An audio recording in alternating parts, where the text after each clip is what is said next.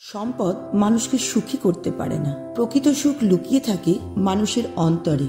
ইলিয়াস ও শামসে মাগির জীবনযাত্রা, তাদের সুখ দুঃখের গল্প।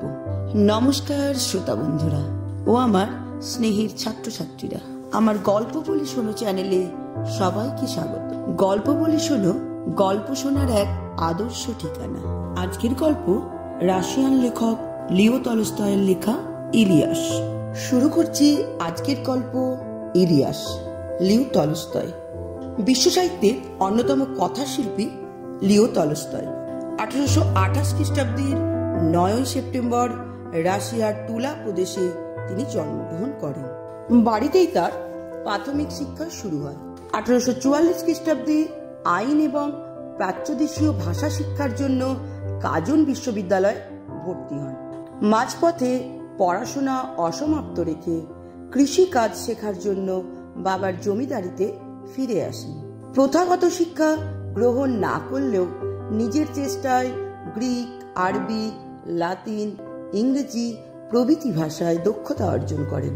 চিত্রকলা এবং সঙ্গীত শাস্ত্রে পারদর্শী ছিলেন। তার পুরো নাম কাউন্ট নেও নিকোলাইয়েভিচ তলস্তয়। তলস্তয়ের লেখা উল্লেখযোগ্য গ্রন্থগুলি হল childhood, the contemporary, war and peace ইত্যাদি। 1910 খ্রিস্টাব্দে তিনি প্রয়াত হন। ইলিয়াস গল্পটি 1985 খ্রিস্টাব্দে রচিত 23 টেলস নামক গল্প সংকলন থেকে গৃহীত। গল্পটি বাংলায় অনুবাদ করেছেন মনীন্দ্র দত্ত। উফা প্রদেশে ইলিয়াস নামে একজন বাসকির বাস করত। ইলিয়াসের বিয়ের 1 বছর পরে যখন তার বাবা মারা গেল, তখন সে না ধনী না দরিদ্র। 7টা ঘটকি, 2টো গরু আর 20টা ভেড়া, এই তার যা কিছু বিষয় সম্পত্তি। কিন্তু ইলিয়াসের সুব্যবস্থায় তার সম্পত্তি কিছু কিছু করে বাড়তে লাগলো। সে আর তার স্ত্রী সকলের আগে ঘুম থেকে ওঠে আর সকলের পরে ঘুমোতে যায়। সকাল থেকে রাত পর্যন্ত কাজ করে। ফলে প্রতি বছরই তার অবস্থার উন্নতি হতে লাগলো। এইভাবে 35 বছর পরিশ্রম করে সে প্রচুর সম্পত্তি করে ফেলল। তখন তার 200 ঘোড়া, 150 গরু মোষ আর 1200 ভেড়া। ভাড়াটে মজুররা তার গরু ঘোড়ার দেখাশোনা করে। ভাড়াটে মজুরানীরা দুধ, দই, কুমিশ, মাখন আর পনির তৈরি করে। মোট কথা, ইলিয়াসের তখন খুব বলবোলাও। পাশের সকলেই তাকে ঈর্ষা করে, বলে ইলিয়াস তো ভাগ্যবান পুরুষ, কোনো কিছুরই অভাব নেই, ওর তো মরবারই দরকার নেই। ক্রমে ভালো ভালো লোকের সঙ্গে তার পরিচয় হতে লাগলো। দূর দূরান্তর থেকে অতিথিরা তার সঙ্গে দেখা করতে আসে। সকলকেই স্বাগত জানিয়ে সে তাদের ভোজ্য পানীয় দিয়ে সেবা করে। যে যখনই আসুক, কুমিশ, চা, শরবত আর মাংস সবসময় হাজির। অতিথি এলেই 1টা বা 2টো ভেড়া মারা হয়। সংখ্যায় বেশি হলে ঘটকিও মারা হয়। ইলিয়াসের 2 ছেলে, 1 মেয়ে, সকলেরই বিয়ে হয়ে গেছে। ইলিয়াস যখন গরিব ছিল, ছেলেরা তার সঙ্গে কাজ করত, গরু ভেড়া চড়াতো। কিন্তু বড়লোক হওয়ার পরে তারা আয়েশি হয়ে উঠল। বড়টি এক মারামারিতে পড়ে মারা গেল। ছোটটি এমন এক ঝগড়াটে বউ বিয়ে করলো যে তারা বাপের আদেশই অমান্য করতে শুরু করলো। ফলে ইলিয়াসের বাড়ি থেকে তাদের তাড়িয়ে দেওয়া হলো। ইলিয়াস তাকে একটা বাড়ি দিল, কিছু গরু ঘোড়াও দিল। ফলে ইলিয়াসের সম্পত্তিতে টান পড়ল। তারপরে ইলিয়াসের ভেড়ার পালে মোড়ক লেগে অনেকগুলো মরে গেল। তার পরের বছর দেখা দিল দুর্ভিক্ষ, খড় পাওয়া গেল না একেবারে। ফলে সে বছর শীতকালে অনেক গরু মোষ না খেয়ে মরল। তারপর কিরবিজরা তার সবচাইতে ভালো ঘোড়াগুলো চুরি করে নিয়ে গেল। ইলিয়াসের অবস্থা খারাপ হয়ে পড়ল। যত তার অবস্থা পড়তে লাগলো, ততই তার শরীরেও জোরও কমতে লাগলো। এমনি করে 70 বছর বয়সে ইলিয়াস বাধ্য হয়ে তার পশমের কোট, কম্বল, ঘোড়ার জিল, তাঁবু এবং সবশেষে গৃহপালিত পশুগুলোকে বিক্রি করে দিয়ে দুর্দশার একেবারে চরমে নেমে গেল। আসল অবস্থা বুঝে উঠবার আগেই সে একেবারে সর্বহারা হয়ে পড়ল। ফলে বৃদ্ধ বয়সে স্বামী স্ত্রীকে অজানা লোকের বাড়িতে বাস করে তাদের কাজ করে খেতে হতো। সম্বলের মধ্যে রইল শুধু কাঁধে একটা বোঁচকা, তাতে ছিল একটা লোমের তৈরি কোট, টুপি, জুতো আর বুট, আর তার বৃদ্ধ স্ত্রী শামসেমাগি। বিতাড়িত পুত্র অনেক দূর দেশে চলে গেছে, মেয়েটিও মারা গেছে। বৃদ্ধ দম্পতিকে সাহায্য করবার তখন কেউ নেই। মোহাম্মদ শাহ নামে এক প্রতিবেশীর করুণা হলো বুড়ো বুড়ির জন্য। সে নিজে ধনীও নয়, গরিবও নয়, তবে থাকতো সুখে, আর লোকও ভালো। ইলিয়াসের অতিথি বৎসলতার কথা স্মরণ করে তার খুব দুঃখ হলো। বলল, ইলিয়াস, তুমি আমার বাড়ি এসে আমার সঙ্গে থাকো, বুড়িকেও নিয়ে এসো। যতটা ক্ষমতায় কুলোয় গ্রীষ্মে আমার তরমুজের ক্ষেতে কাজ করবে, আর শীতকালে গরু ঘোড়াগুলোকে খাওয়াবে। শামসেমাগিও ঘটকিগুলোকে দুইতে পারবে, কুমিজ তৈরি করতে পারবে। আমি তোমাদের দুজনেরই খাওয়া পড়া দেব। এছাড়া যদি কখনো কিছু লাগে বলবে, তাও দেব। ইলিয়াস প্রতিবেশীকে ধন্যবাদ দিল। সে আর তার স্ত্রী মোহাম্মদ শাহর বাড়িতে ভাড়াটে মজুরের মতো কাজ করে খেতে লাগলো। প্রথমে বেশ কষ্ট হতো, কিন্তু ক্রমে ক্রমে সব সয়ে গেল। যতটা পারত কাজ করত আর থাকতো। বুড়ো বুড়িকে রেখে মোহাম্মদ শাহরও ভালো হলো, কারণ নিজেরা একদিন মনিব ছিল বলে সব কাজই তারা ভালোভাবে করতে পারত। তাছাড়া তারা অলস নয়, সাধ্যমতো কাজকর্ম করত। তবু এই সম্পন্ন মানুষ দুটির দুরবস্থা দেখে মোহাম্মদ শাহর দুঃখ হতো। একদিন মোহাম্মদ শাহর একদল আত্মীয় অনেক দূর থেকে এসে তার বাড়িতে অতিথি হলো। তাদের মধ্যে একজন ছিলেন মোল্লা।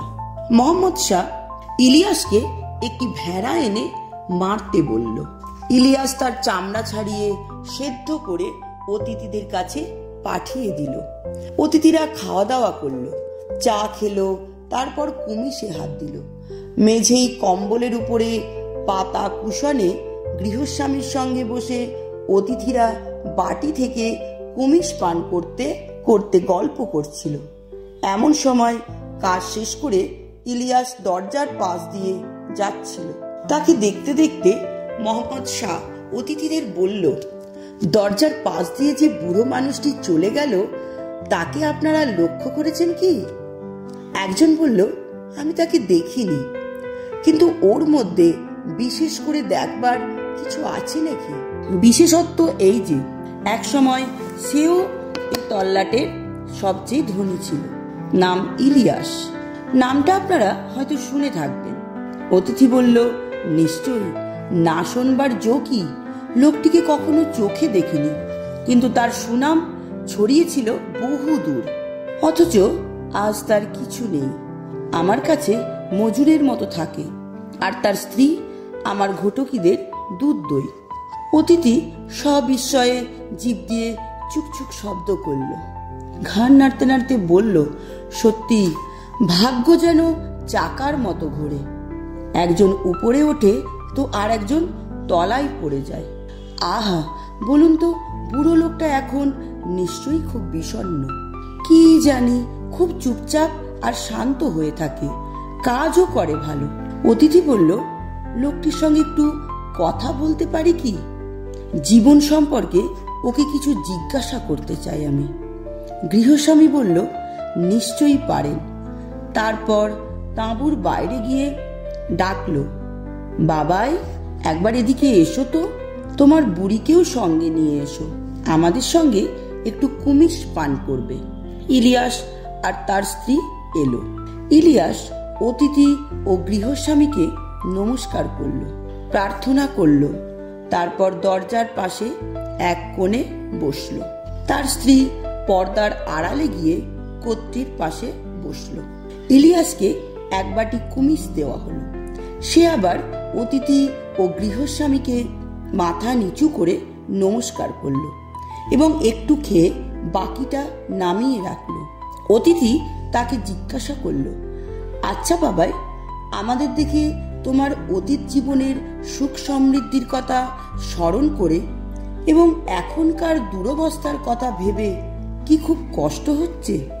ইলিয়াস হেসে বলল, সুখ দুঃখের কথা যদি বলি আপনারা হয়তো আমার কথা বিশ্বাস করবেন না, বরং আমার স্ত্রীকে জিজ্ঞাসা করুন। তিনি মেয়ে মানুষ, তাঁর মনেও যা মুখেও তাই। এ বিষয়ে তিনি পুরো কথা বলতে পারবেন। অতিথি তখন পর্দার দিকে তাকিয়ে বলল, আচ্ছা ঠাকুমা, আগেকার সুখ আর এখনকার দুঃখ সম্পর্কে তোমার মনের কথাটা বলো তো। পর্দার আড়াল থেকে শামসে মাগি বলতে লাগলো, এই হলো আমার মনের কথা। 50 বছর এই বুড়ো আর আমি একত্র বাস করেছি, সুখ খুঁজেছি, কিন্তু কখনো পাইনি। আর আজ এখানে এই আমাদের 2য় বছর, যখন আমাদের কিছুই নেই, যখন আমরা ভাড়াটে মানুষের মতো বেঁচে আছি, তখন আমরা পেয়েছি সত্যিকারের সুখ। আজ আর কিছুই চাই না। অতিথিরাও বিস্মিত, গৃহস্বামীও বিস্মিত। সে উঠে দাঁড়ালো, পর্দা সরিয়ে বুড়ির দিকে তাকালো। 2 হাত ভেঙে বসে সে স্বামীর দিকে চেয়ে হাসছে। স্বামীও হাসছে। বুড়ি আবার কথা বলল, আমি সত্য কথাই বলছি, তামাশা করছি না। 1/2 শতাব্দী ধরে আমরা সুখ খুঁজেছি। যতদিন ধনী ছিলাম কখনো সুখ পাইনি, কিন্তু আজ এমন সুখের সন্ধান আমরা পেয়েছি যে আর কিছুই আমরা চাই না।